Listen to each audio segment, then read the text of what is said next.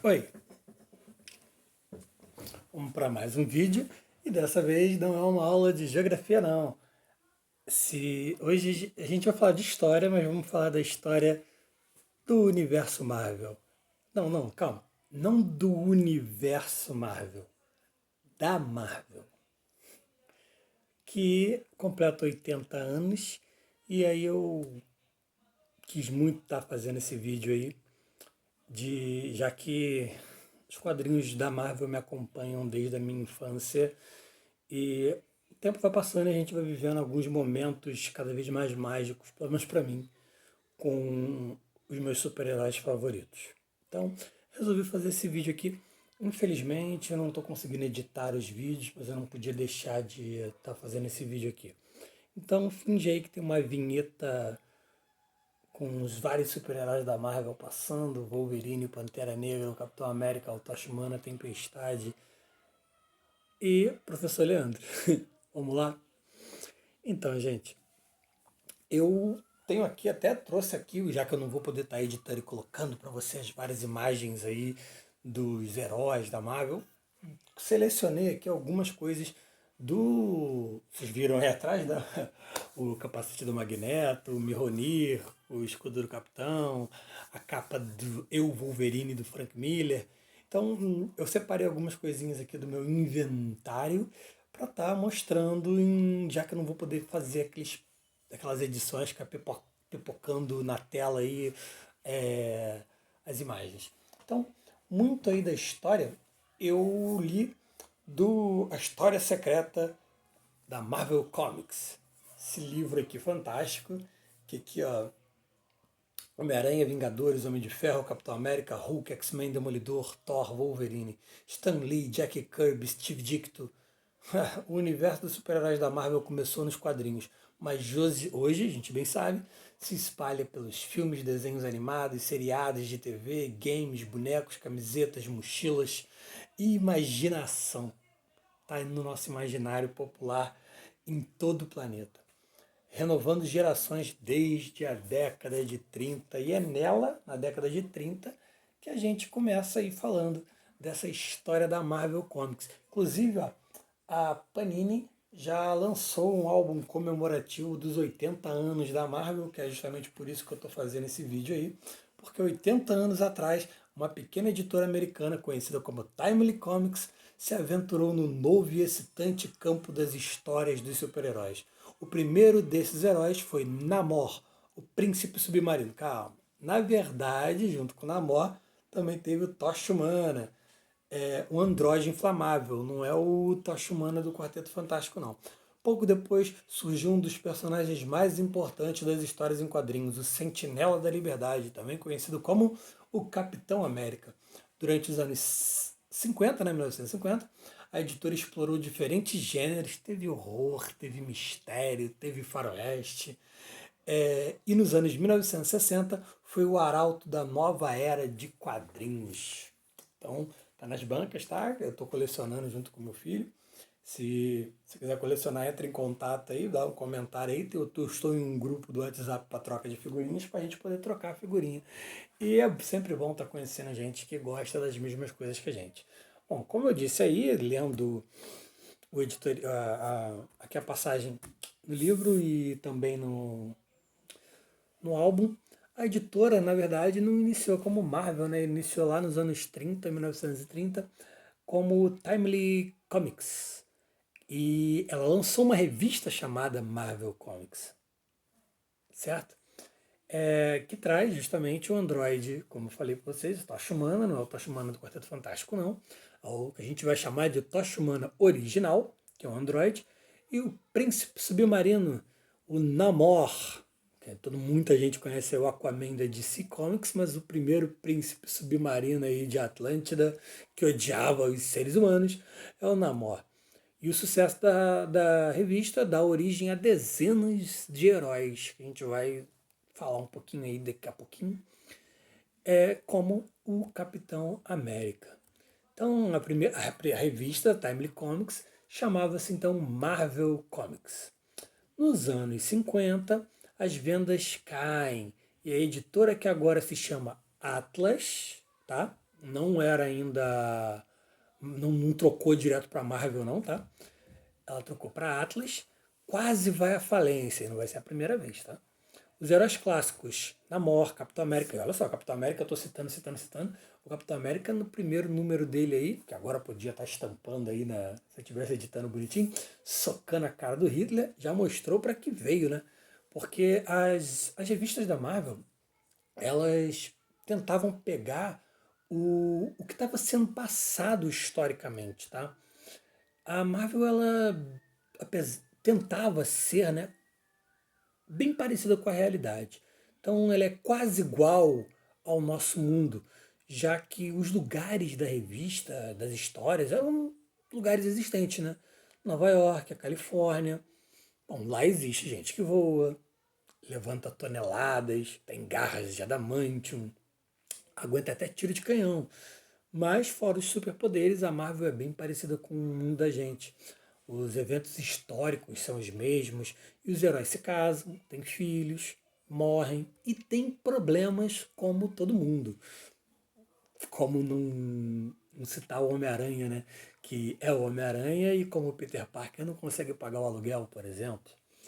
Então, os vários problemas. O Demolidor, que combate o crime na cozinha do inferno, mas é um advogado cego. Ou os mutantes da Marvel, que lutam para conviverem pacificamente com os seres humanos, já que sofrem preconceito por serem mutantes. Bom, as vendas, como eu disse, em 1950, elas caem bastante.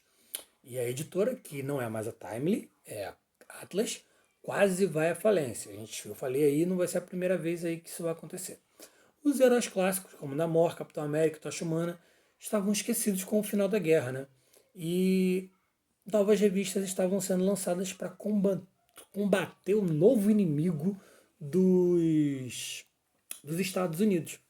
E enquanto na revista do Capitão América, a capa da número um era lá o Capitão América socando a cara do Hitler e o inimigo era o nazismo, agora, em 1950, a gente está vivendo o período que a gente conhece como Guerra Fria, onde os principais rivais dos Estados Unidos é justamente a União Soviética e o comunismo.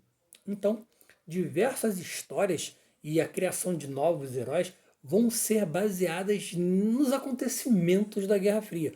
Como, por exemplo, na Guerra Fria a gente teve a corrida aeroespacial, a busca de dominar o espaço. Os Estados Unidos até envia o homem à Lua depois que a União Soviética manda o primeiro homem, que foi Yuri Gagarin, para o espaço. Ele é o primeiro homem a ver do espaço o nosso planeta. Os Estados Unidos responde lá, mandando um homem para a Lua. Então essa corrida aeroespacial foi apresentada nos quadrinhos e estreou basicamente na revista do Quarteto Fantástico, que marca o início da explosão criativa da editora. A Marvel vai ser, agora sim, né, chamada Marvel, a gente vai passar a chamar a Marvel de a Casa das Ideias. Então surge nessa época a maior parte dos super-heróis, tá? Criados em especial por Stan Lee, que antes era um estagiário ali da Timely e da Atlas, que queria pegar experiência, né, para poder escrever livros. E aí ele assinava com o pseudônimo de Stan Lee porque ele não queria botar o nome dele verdadeiro ali de uma vez para não, tipo, gastar, né? Então ele botava Jim Lee para poder, tipo, mais para frente, quando meus livros estarem sendo lançados, eu não estar relacionado com aquele negócio de quadrinhos, né? Mas ele deixou a imaginação dele correr. Stan Lee, ele foi militar também e imaginou essa enorme quantidade de super-heróis. E depois ele se tocou, né, que o entretenimento e as histórias que ele levava ajudavam a sociedade de diversas formas, diversas maneiras possíveis, sendo porta-vozes de temas e trazendo um tanto de conforto num mundo que estava cada vez mais estressante. Então surge, em 1960, né, nessa década aí, a maioria dos super-heróis da Marvel que são mega famosos hoje. A fórmula de seres superpoderosos com problemas de uma pessoa comum é um sucesso instantâneo. Eu citei aí o Quarteto Fantástico como corrida espacial. A gente tem na Guerra Fria a corrida armamentista, né? Estados Unidos e União Soviética buscando produzir armas mais potentes. E aí a gente tem nas histórias um cientista, o Bruce Banner, né? Que está tentando criar uma bomba na corrida armamentista contra a potência inimiga dos Estados Unidos, né? Que não era citada nos quadrinhos, não era descrita ali a União Soviética. Era sempre uma potência rival dos Estados Unidos. Então essa bomba, né, que o Bruce Banner tenta, numa fase de testes, salvar o Rick Jones e ele acaba sendo afetado pela bomba e se torna um incrível Hulk. É nessa hora aí que tá passando, né, os desenhinhos, né? Aqui, ó, tem, só para não dizer que não coloquei nada. Não é lá dos primórdios. Aqui já temos o Hulk vermelho, né, que é o principal, um dos principais inimigos do Hulk, enquanto General Ross. Depois ele se transforma no Hulk vermelho, herói também, que chega a compor os Vingadores, tá? Só para não dizer que eu não mostrei esse Hulk. Também o Quarteto Fantástico, né?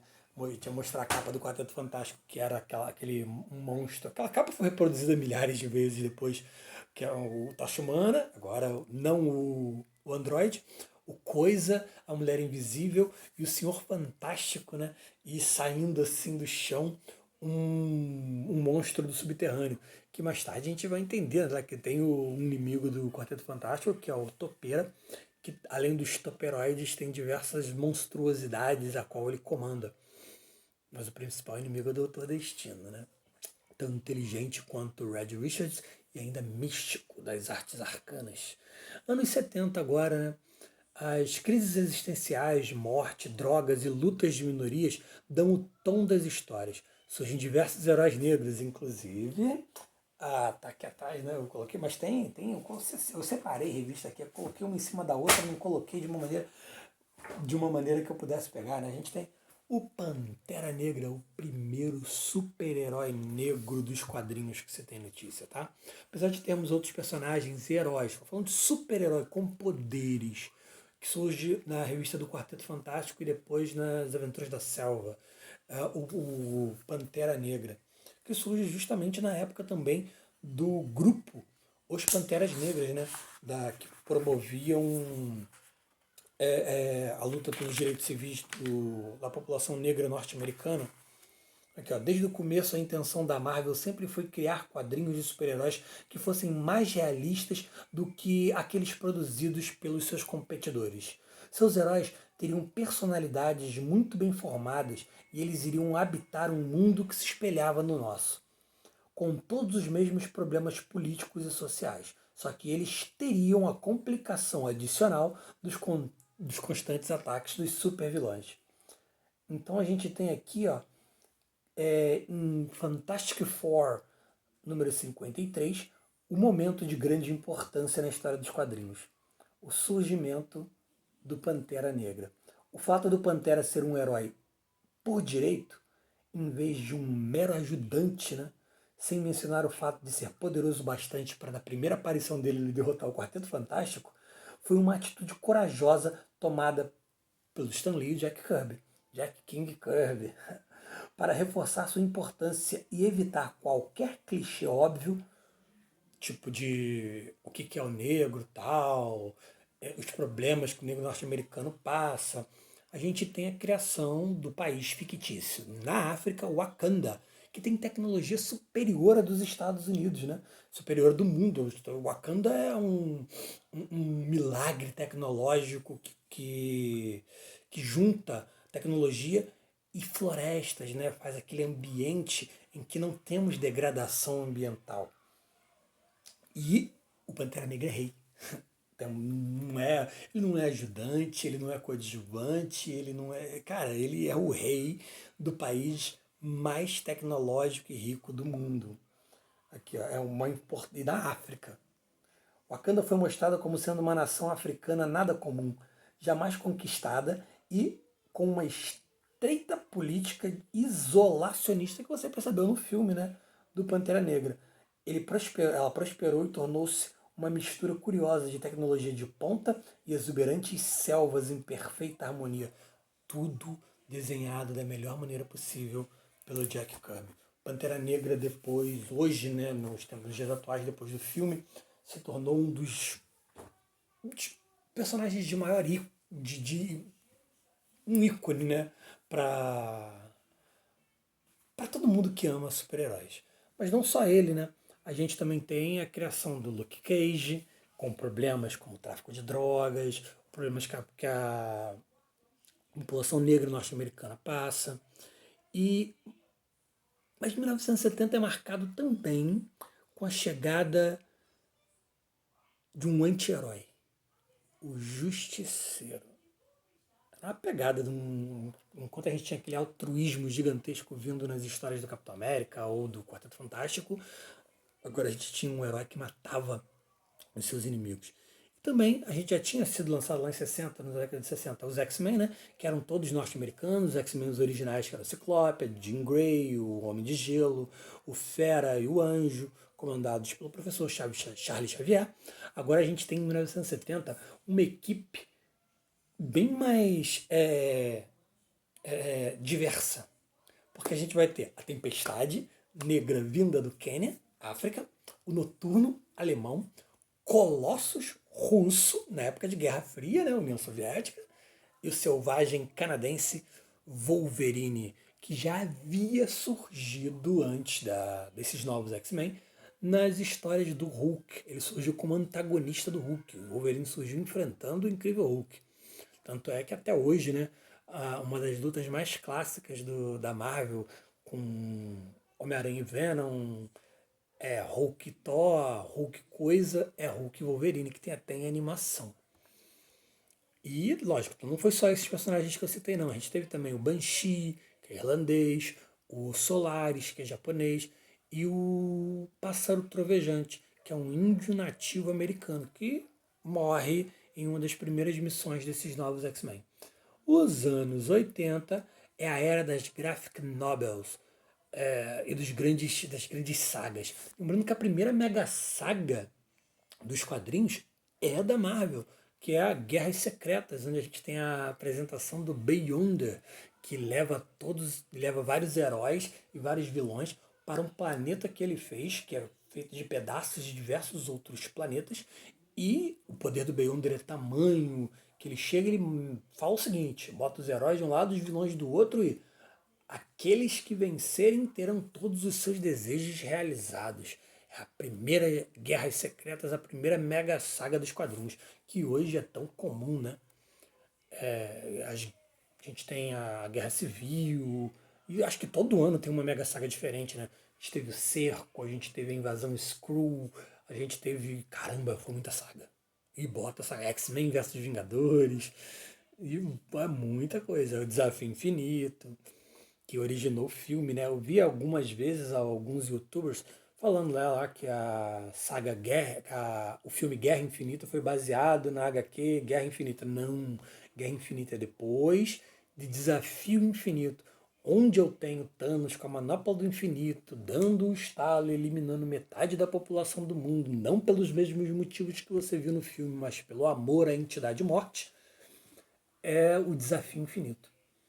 Então a gente tem aí a era das graphic novels nos anos de 1980, com X-Men crescendo cada vez mais, né? Alguns aproveitam para se casar, outros morrem, como a Elektra, a Jean Grey, né, que morre como Fênix, e o Capitão Marvel, que morre de maneira inusitada, morre com câncer numa graphic novel linda que eu também tenho aqui, mas não peguei para mostrar para vocês. Poxa, mas tem outras coisas aqui que eu vou mostrar, porque a Marvel fez, não é só quadrinhos, né? Como eu disse, também temos livros que contam uma saga da Marvel aqui.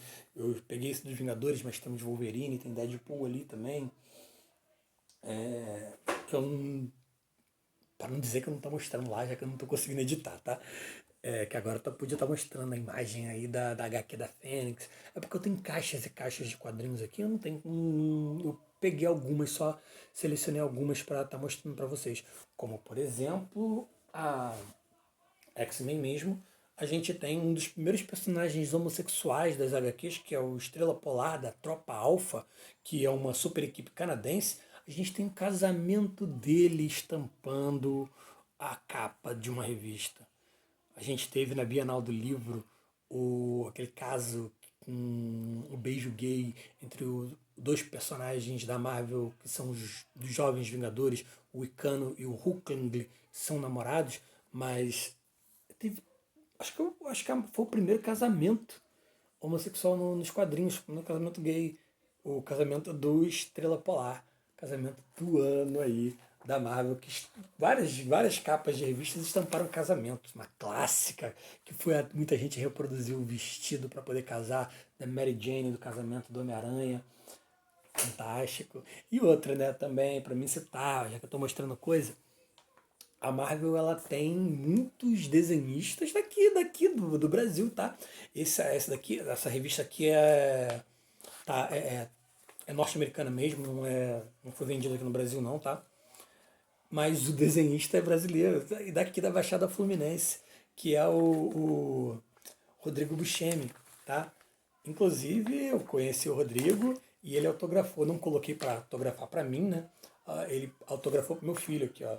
Para o amigão Cauê, abração, Buscemi. Ele desenhou Hércules, o incrível Hércules, quando o Hulk estava fora de cena.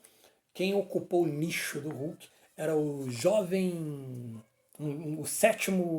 a sétima pessoa mais inteligente do mundo, Amadeus Cho, e Hércules, na revista O Incrível Hércules, que ficou no lugar do Incrível Hulk.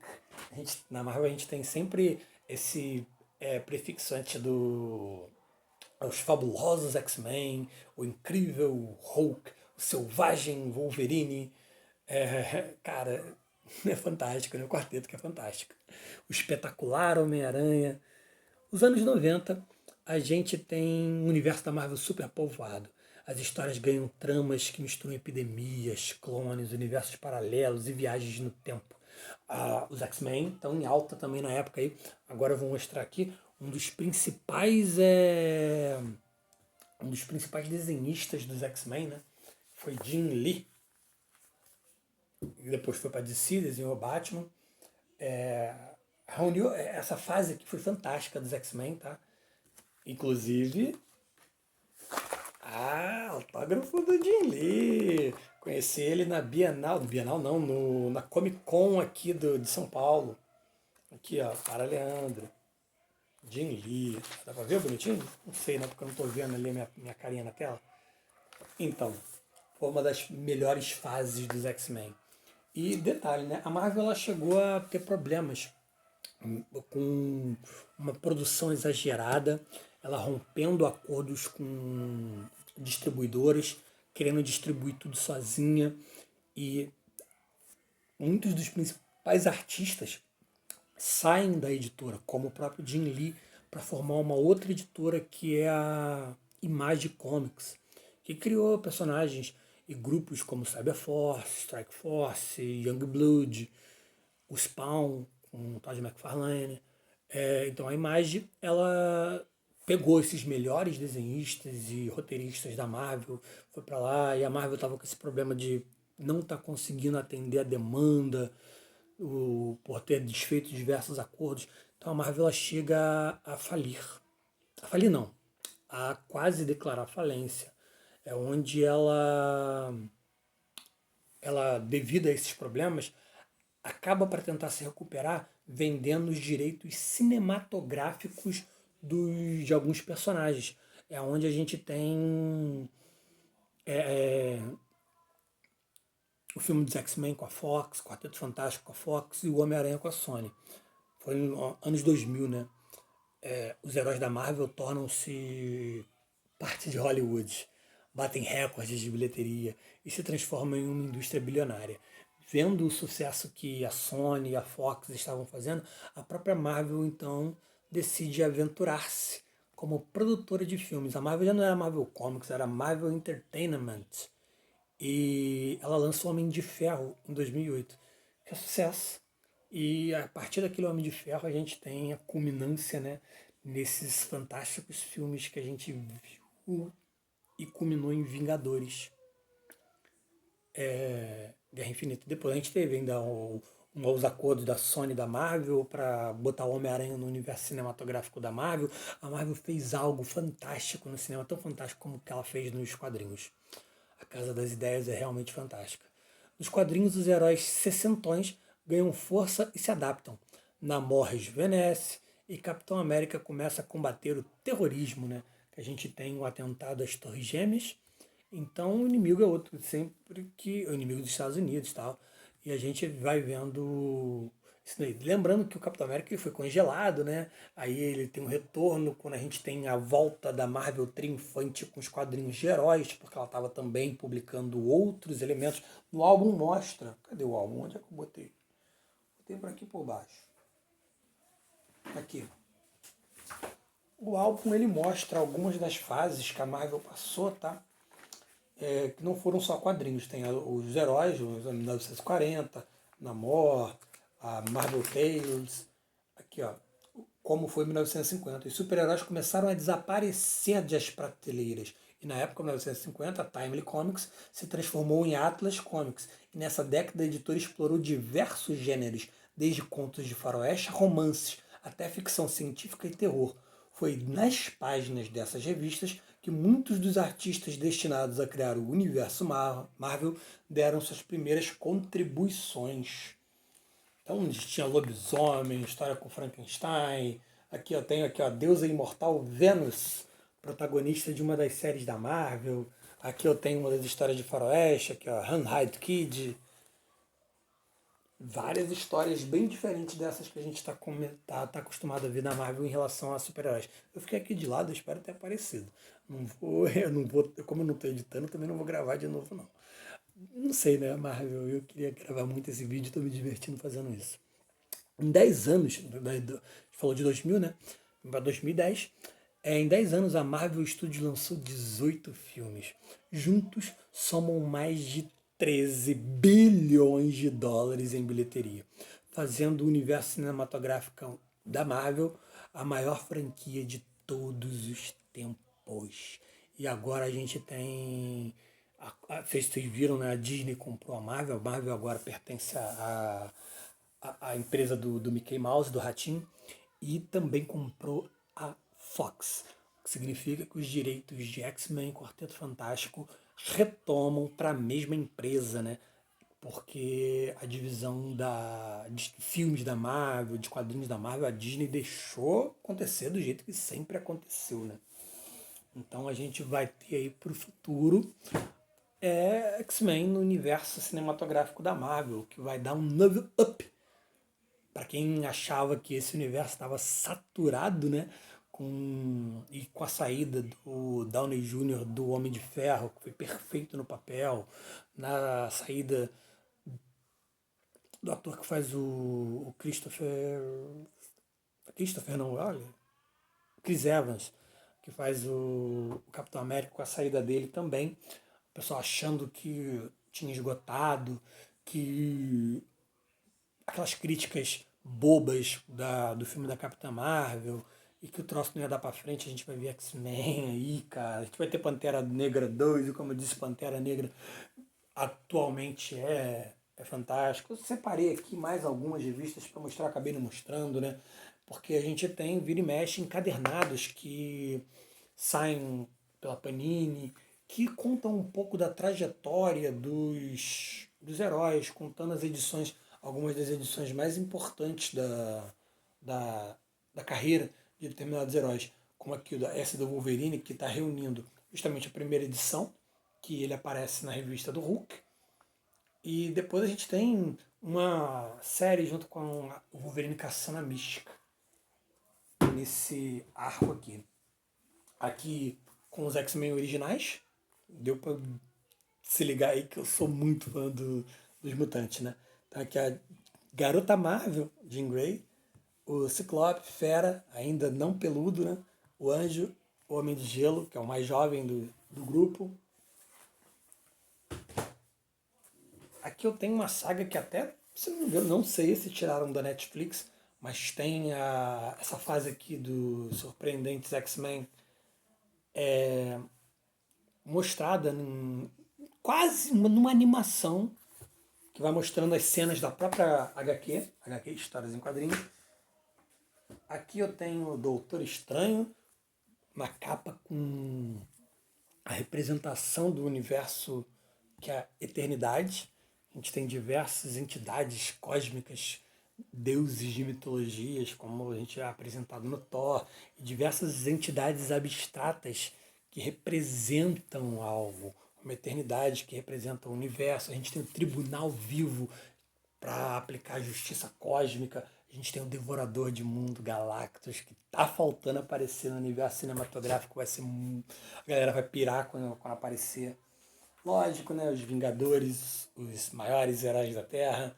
Com, lógico, a trindade dos Vingadores, né? Capitão América, Homem de Ferro, Thor.